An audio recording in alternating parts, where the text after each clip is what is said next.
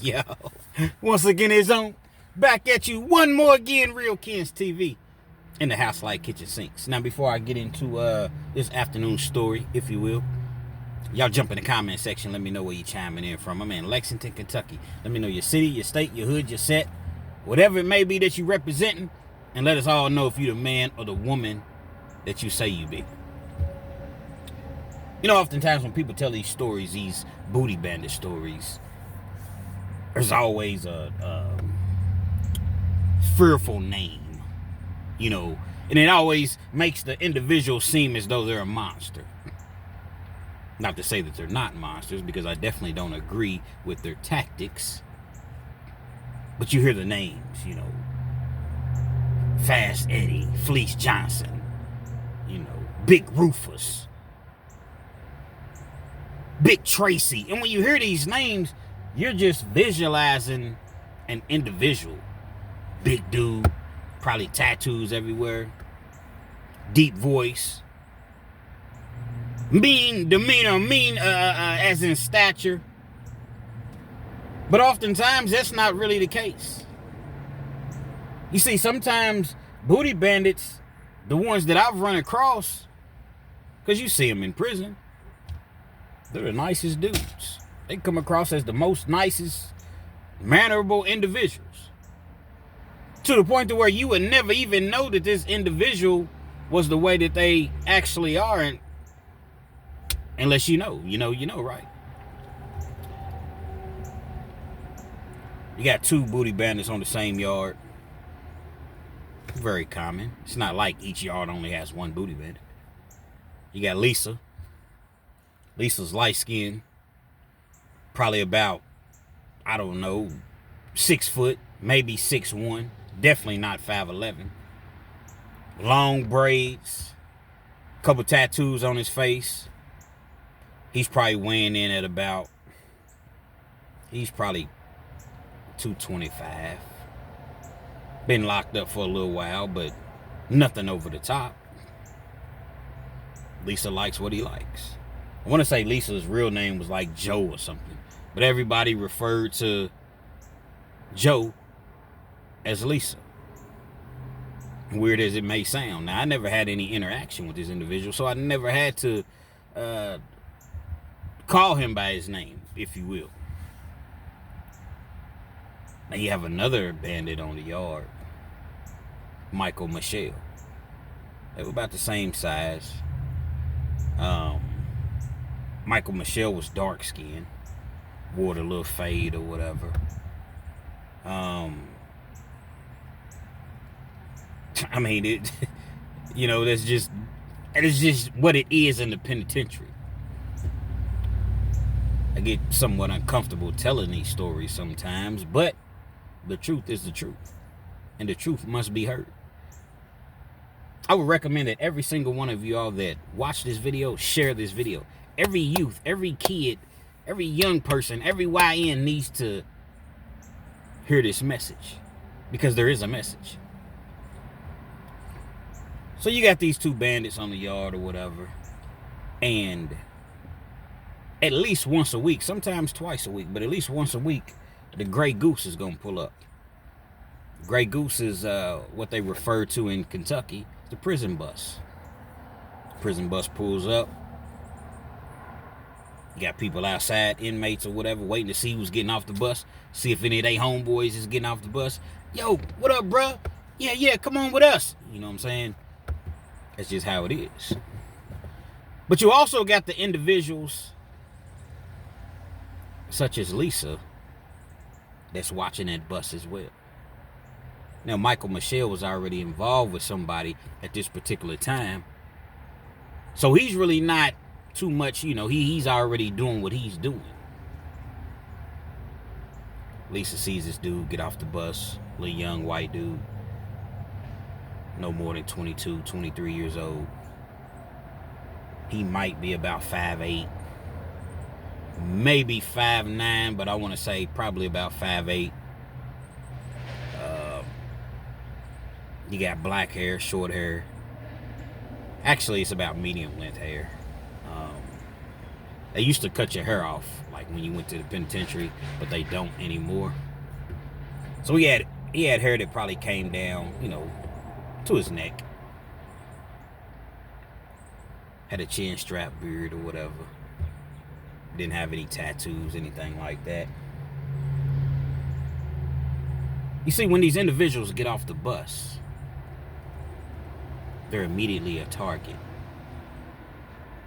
Now, you don't want to just necessarily jump on them too fast. And I'm just speaking in general. I don't mean you per se. You know, I got to clarify that. But Lisa didn't want to jump on him too fast. He has to make sure, okay, he don't got a crew, he don't got a clique. But 9 times out of 10, he don't, because you can look at a person and tell if they're a fish.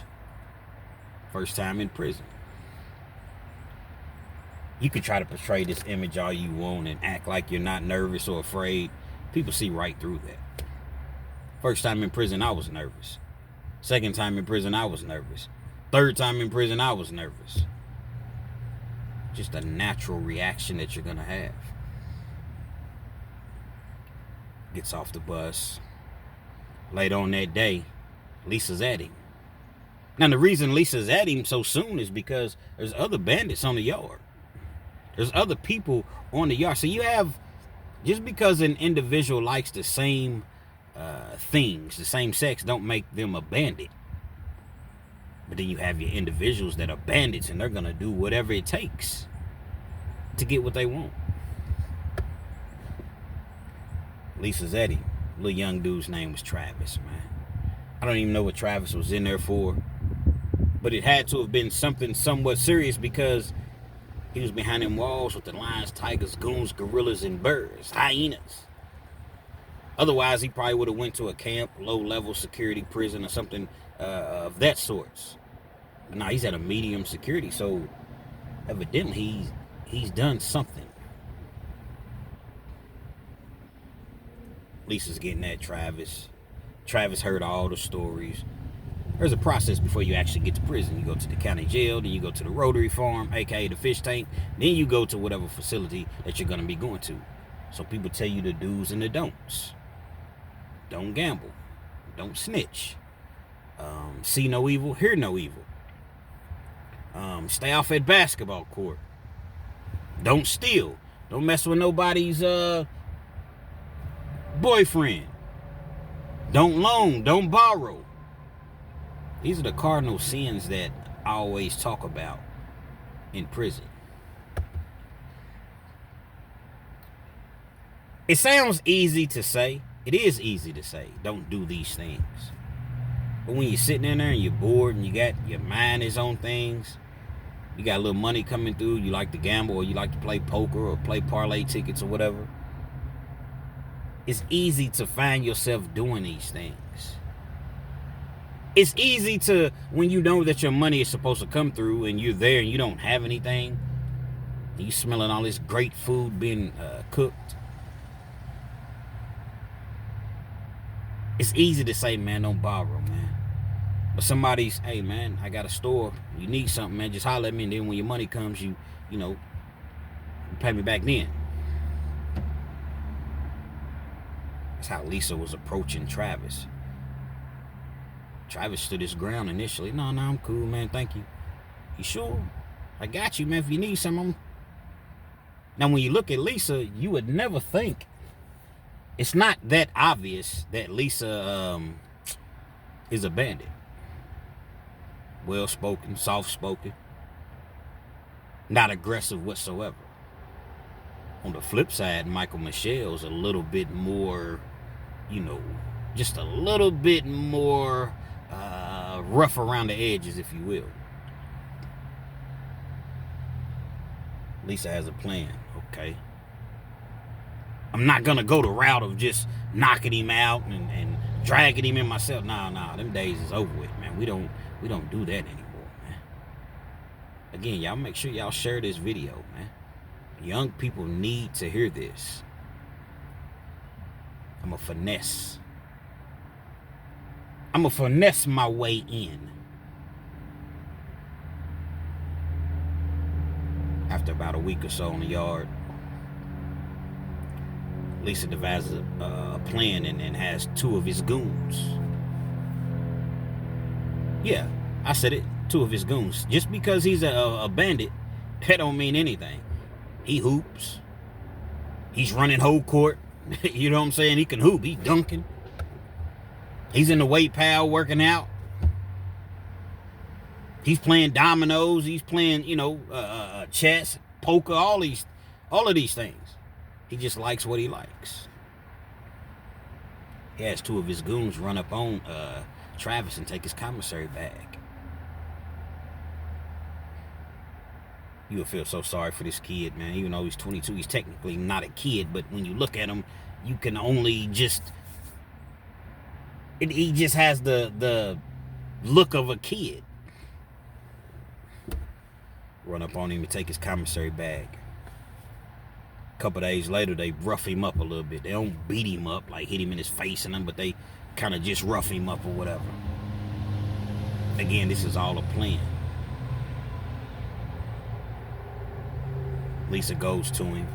Hey, bro, I heard about what happened to you, man. I'm sorry, but this is gonna continue to happen over and over till you fight back. Like, it's penitentiary, man.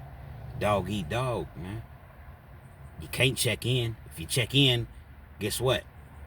Wherever they send you at, word's gonna get back to the yard that you was a rat, and the same thing's gonna happen, probably worse. But you can't continue to endure this sort of abuse. Come rock with me. I got you, man. I promise you, I can stop all of these things. I get you moved in the cell with me. It's not that hard to do a cell swap or whatever if you got a little money. I get you moved into the cell with me. I'll make sure that you good. Make sure don't nobody take your commissary no more. Make sure that don't nobody beat you up. I'll show you some things or whatever to help you to defend yourself. And you're going to be okay. Initially, Trevor turns it down. Nah, man, I'm okay, man. I just want to do my time. All right, youngster, I'm telling you. Lisa has it arranged one more time. At that point, this is the 3rd instance that has happened within the last week and a half, or the first week and a half, that Travis is on this yard. He takes Lisa up on his offer. Lisa pays his cellie to do a cell swap or whatever, get out of the cell basically, move into another cell. Then he has Travis in the room with him. Has him in the room. That was his ultimate goal all along. Lisa's to the point to where he's I'm not gonna say trying. He's clearly controlling what Travis does, where he goes, who he talks to. I don't want you leaving the cell at this particular time. See, in the penitentiary, you have to work or go to school. So it's not like you can just sit in your cell all day long. So there's gonna be times to where the two aren't apart. Now, Lisa, he was good with his hands, and like I said, he played ball and all that stuff, but there was no shame in his game. He was out of the closet. He was open. He wasn't in the closet whatsoever. He liked what he liked, man. But he'd tell you, I'd knock your block off just as well. Get wrong, I'm going to knock your block off. It was proven. It was documented. He had already done it a few times. Travis didn't even go that route. He wasn't even that type of individual. But just being afraid, being uncomfortable on a prison yard where so many people, hundreds of dudes, intimidated. Like, you got some gorillas on a prison yard, man. I'm talking about outright gorillas, man. Dudes walking around with no shirt on in the summertime, man. Dark ass shades on. They sweating. They got the black state boots on. The gray shorts. Like I said, no shirt. They work out 3 times a day. 5-6 days a week. Been locked up for 8, 9 years, 10 years, 5 years straight on the low end. Some 15 years. This is what you see on a prison yard. That's why you don't let your wife work at a prison. They can talk all of that. Oh, man, they just inmates. No, they're just people. And guess what? They're people that are studying you. They're studying your movement. They're studying your habits every single day. Figuring out a way to somehow, break the monotony, if you will. They see. They see, that you built like an action figure. So they can act all day long as though they're not looking. They're definitely looking. It's a fact. Dudes bag nurses, correctional officers, wardens, prison staff. They bag them all day, every day, man. It's not that hard to do. Nevertheless, let's get back to the message. Actually, that is part of the message. Lisa has Travis cut his hair, or cut his facial hair. All this, he gone. No chin straps, no mustache, none of that. Gone. Tries to make him appear as close to being as feminine as possible, man. Y'all make sure y'all share this video, because y'all got young kids. Y'all got young nephews. You got, younger brothers, siblings, people in your family that probably fit this description. Just imagine them being on a prison yard, man. Hopefully this video will make them rethink anytime they're thinking about going to do something.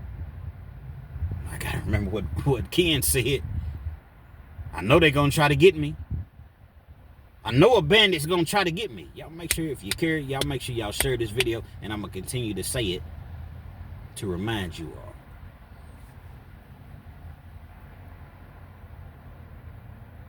Travis, like I said, can barely even leave the cell. It's a known fact that Travis is Lisa's boy, meaning that it's disrespectful for another individual to come up to approach Travis trying to get with Travis. Because like I said, the yard knows Travis belongs to Lisa. Travis' people looked out for him, so he got commissary on a regular basis. Lisa was already getting commissary on a regular basis. So they really didn't have to go to the chow hall too much. Every once in a while, they may go to the chow hall, on the days they have pizza or, the good stuff. Tacos, chicken patties, burgers, or special meals like Thanksgiving and Christmas. But for the most part, they ate in the cell. They ate out of their locker. That's what they call it in prison. Eat out of their locker. Lisa's very, very protective of Travis, as I've already mentioned. Didn't want Travis saying a word to nobody. One day, Travis was in the commissary line, and Lisa was, I forgot where Lisa was at, but he wasn't able to be out there with Travis. At this point, a few months had passed, and Michael Michelle was in the commissary line. Says a couple things to Lisa. Where your man at?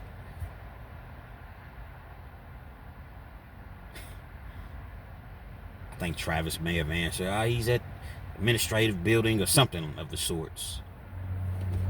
Word gets back to Lisa that Michael Michelle lightweight pushed up on Travis. Lisa's irate. You was in the commissary line talking to another man? You was talking to this nigga? No, it wasn't nothing like that. He just asked me a question. Man, but didn't I tell you don't be talking to nobody? No, he was just asking me where you was at. Why would he be asking you where I'm at? Who is your man? Is he your man? Or am I your man? You my man, I'm just saying slaps him. It's your son. It's your nephew. Slaps him. Slaps him around a couple times. First time that he ever put hands on Travis. If I hear about you talking to another dude, I guess it was gonna get worse. Travis is really terrified at this point. He's really thinking like, I gotta get out of here, man. I'm gonna just go check in, man. I'm gonna go to PC. Lisa makes it up to him. I'm sorry, man. I ain't gonna never put my hands on you again. I care about you, man. I care about you, and I know how these people are. I know how these guys are. I'm here to protect you.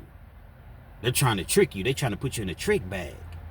I'm here for you. I'm sorry that it won't happen again. Just don't disrespect me like it. It's disrespectful, man. People know that we together, but yet you out here talking to another man, man. You somehow did the reverse psychology and made it seem as though Travis had done something wrong. Little words is going back and forth about the situation. Michael Michelle, man, he was good with his hands too. He wasn't no little dude. Plus, it don't matter if you're a little dude or a big dude. I've seen way more big dudes get beat up by little dudes in prison.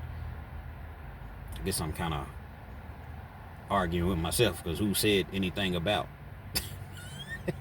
Never mind. Words going back and forth down the basketball court one day. Both of them could hoop.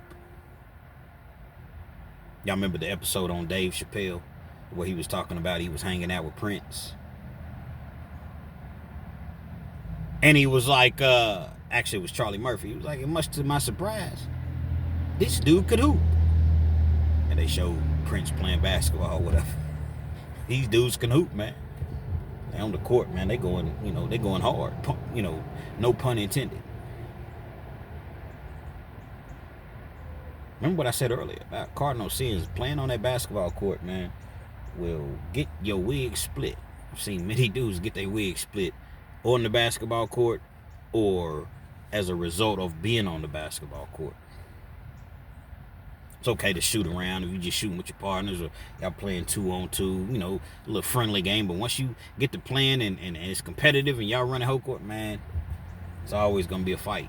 It's going to be a fight every time. Two of them's going back and forth. Lisa lets it be known. Plus, I know you was talking to my dude too. I know you was trying to push up on my dude. Michael Michelle, if I want your dude, I take your dude, nigga. If I want your dude, I take him. Obviously, if he's talking to me, you ain't doing something right. Y'all heard me? They going through all of that, man. Michael Michelle and the person that he was talking to, they no longer together at this point. He's a free agent. He's looking for somebody to sign. No, major no. Another cardinal sin. Don't mess with somebody's boyfriend on a prison yard. Michael Michelle had his crew just as well. Same way Lisa had his crew and people he worked out with and people that he ran with. He had his crew just as well. They knew he was a bandit, but they knew that he's going to get down just as well. See, prison is a totally different world from the streets, man. You got certain things in prison that are accepted opposed to being out here on the streets where they're not hidden or accepted. It was only a matter of time before it hit the fan. Two of them, they was going to throw. Now Michael Michelle really wants Travis. Travis damn near not leaving the cell. He already wasn't leaving the cell in the first place. But now, if he wasn't with Lisa, you better not leave his cell. You better go to school, because he was in school to get his GED. But take your ass to class. I'm going to walk you to class. When it's time for you to come back, because like you come back to your, okay, you in prison, you may get up at, I don't know, they may do 7:30 count, 7:30 a.m. count. Count clears at about 8 o'clock. You got so long to get to your job or to your class or whatever. You'll stay in class until about 11:15 class or, work or whatever. Then they break. During that time, you go eat chow or do whatever you do, and they count at about, I think, 12:30. They do another count at 12:30. Then once they count at 12:30, you come back out, go back to work or school. You stay there till about 3:15. Then it's over with. Your day's over with as far as working or school. Lisa was so insecure about this Michael Michelle. He would make it to where every single time Travis was supposed to meet up with him so that they could walk back to the dorm or wherever they were going together. You walk with me. You gonna be with me at all times. Can y'all imagine that, man? YNs, you tough guys, you gangsters, man. Can you imagine that?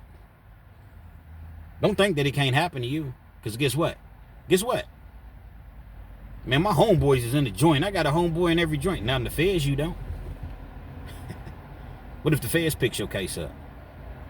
And they send you to Tupelo, Mississippi somewhere. Timbuktu.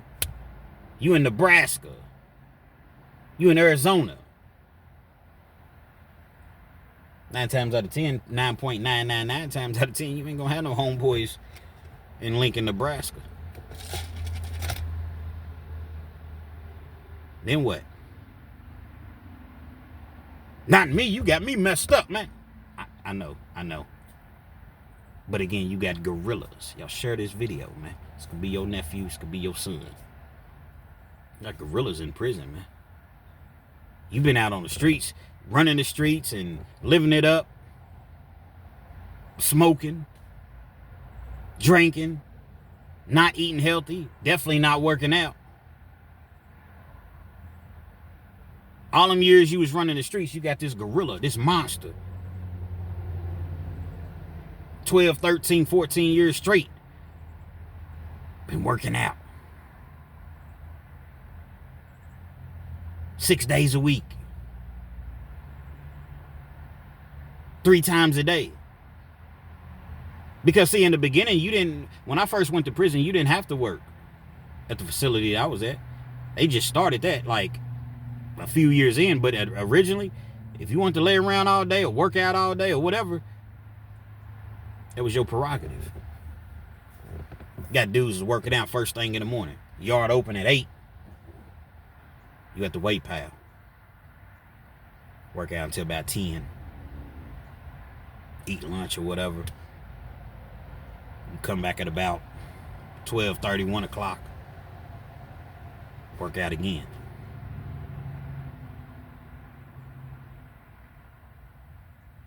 Go eat dinner or whatever. You come back again about 6 o'clock, 5 o'clock. Work out again. You work in different parts of your body. You might have done chest in the morning. Then you come back you come back midday after lunch, do your abs and maybe your legs. Then you come back at night and do arms. You doing this for years. Might come back at night and run a couple miles. I'm sure y'all get the gist of what I'm talking about. These dudes be in shape, man. So when you talking all of this stuff, it wouldn't happen to you when somebody just comes up from behind, because there are aggressive booty bandits. Let's not get it, everybody's not Mr. Nice Guys. If somebody comes up from behind and chokes you. Y'all remember the scene in Baby Boy? For you all that, haven't watched the movie Baby Boy. Look at the scene. You can Google when Melvin chokes Jody in the movie Baby Boy. Most of you all have seen it, but for you all that haven't, Google that. When Melvin chokes Jody in the movie Baby Boy. And he got his big arm, paws, wrapped around Jody's neck from behind. And he was like, yeah, we was on a prison yard. I'll make you get down on your knees. And he took his tongue and licked the top of Jody's head. And he's squealing. Jody's trying to call for his mama. Mama. Yeah, mama can't hear you now. What are you going to do? What are you going to do, brother? What are you going to do?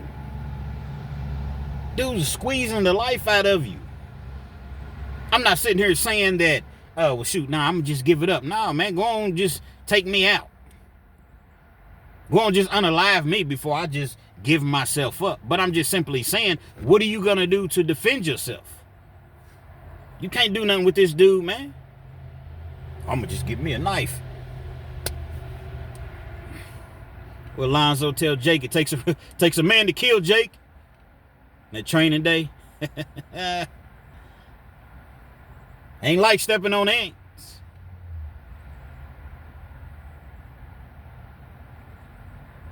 Plus you got a knife. You can't just walk around with a knife all day on the prison yard. They do random shakedowns. Hey, you, come here. Subject to get more time. You going to the hole forever. But I guess when it comes to protecting your manhood, it's all worth it. But I'm just simply saying it's not as easy as picking up at Glock or at Draco on the streets. Yeah, you're not going for that. But guess what? They don't have those in prison. Youngsters, they don't have those in prison. I know you tough out here on the streets. But in prison, they don't have those. You're in the belly of the beast. You got this gorilla and he's on your head. He's on your head, boy. And he wants you. And y'all heard what Flea said years ago. And if I want you, I'm going to have you. We can do this the easy way or we can do it the hard way. But it's going to be done. Y'all share this video.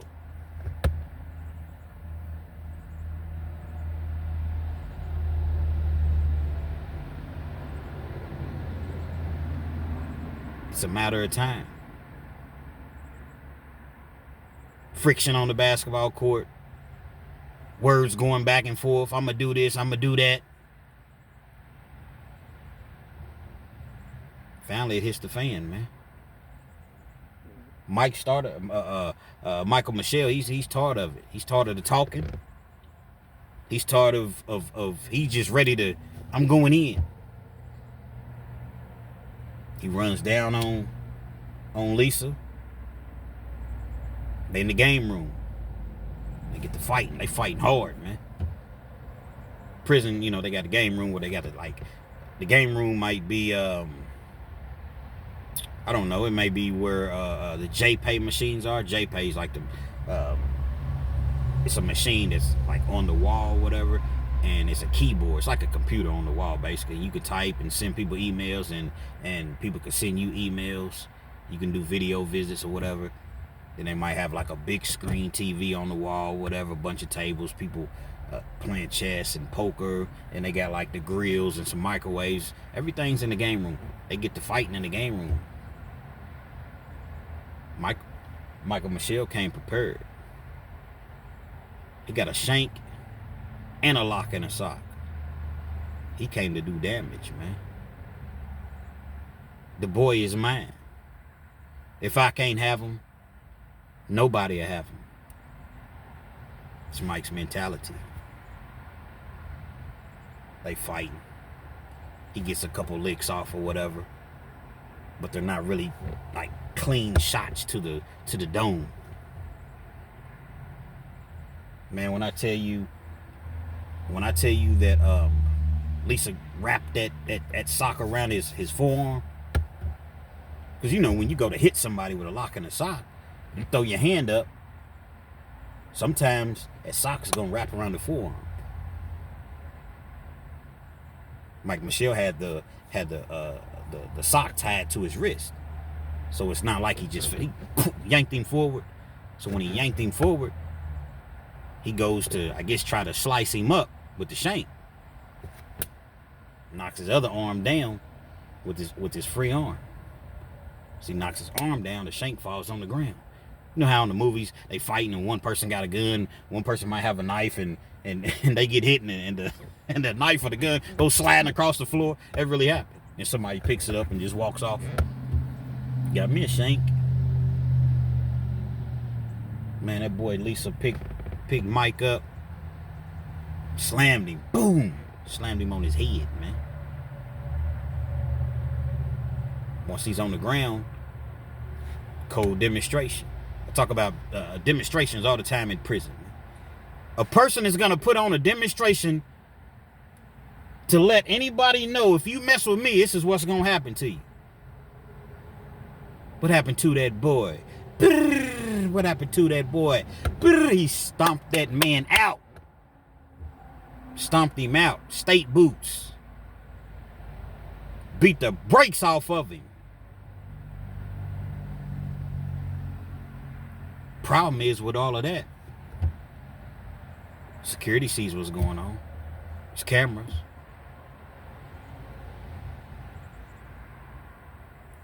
That's all she wrote. He know that he's already caught, so he just... Now, certain places, certain game rooms might have blind spots so they don't have cameras, but this just wasn't one of them. Signal 7 in the game room. Signal 7 in the game room. Signal 7. Stop what you're doing. Don't get here now. Get here right now. There's violence. There's immediate violence going on. Frantic voice. You can tell that he has that worried sound in his voice. Signal 7 in the game room. Signal 7 in the game room. They come in. Lisa's still stomping him, just beating him. Just beating him. Putting on this demonstration. One of y'all run up on me again, you're going to see. Actually, you are seeing. But as I was mentioning, the problem was, they both going to the hole behind this. And it ain't going to be no, we both, in prison over a fight. Do 15 days most of the time. In Kentucky, you do 15 days. They let you out of the hole. But when somebody gets beat as bad as Lisa beat Michael Michelle,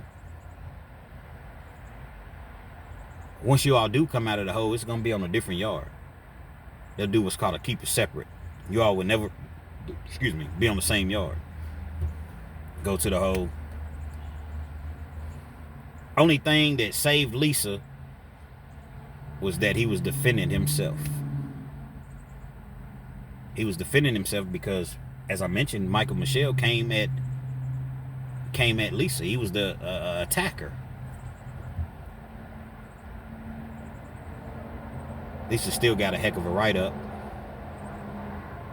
They even thought about, I think they tried actually to pursue outside charges because of the beating that he put on him. They said he could have stopped.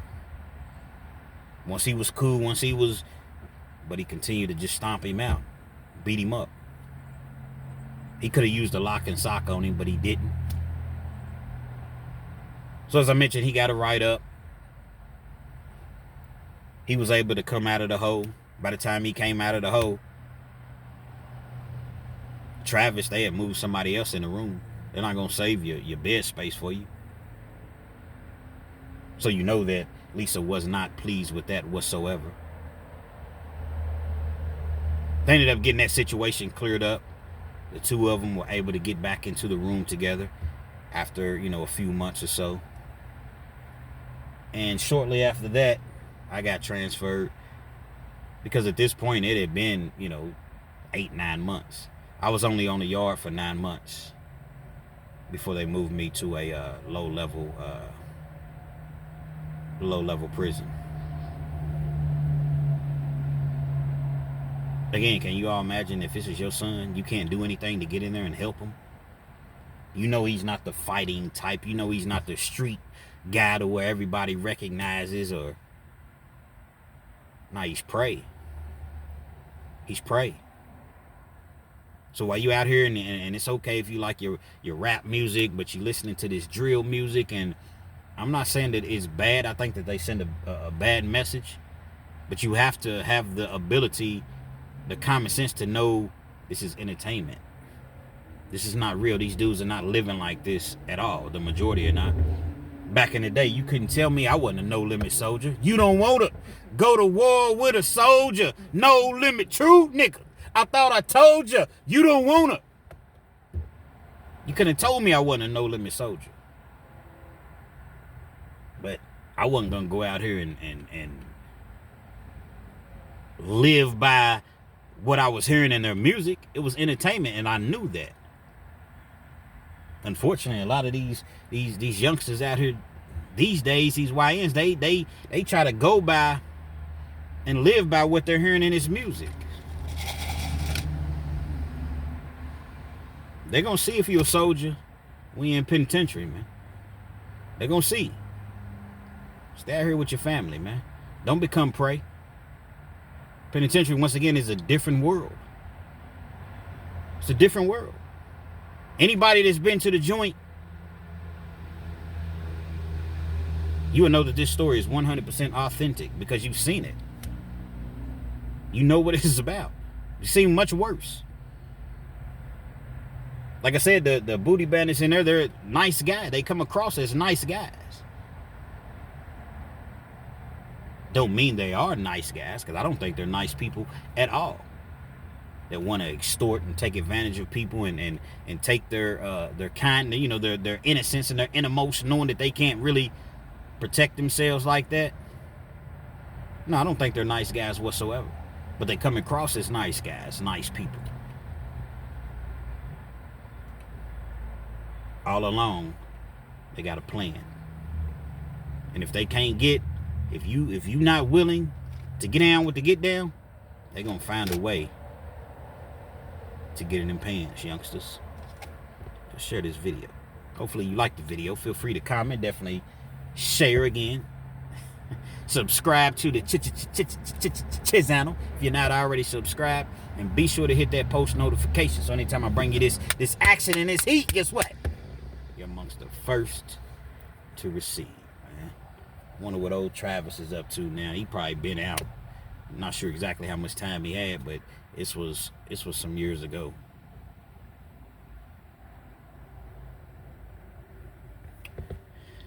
Dirty game in the penitentiary, man.